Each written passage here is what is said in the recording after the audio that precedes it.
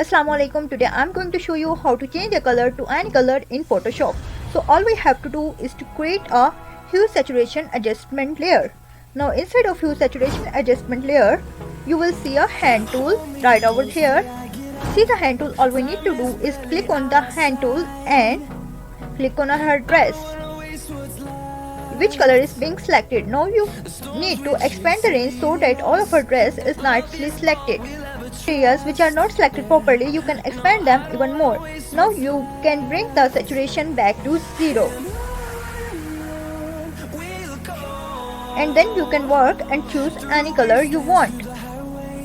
Areas which are not selected properly, you can expand them even more.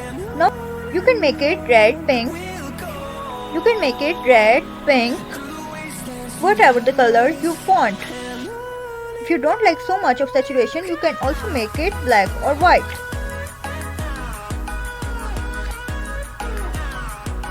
This is black and this is white. Isn't it so cool?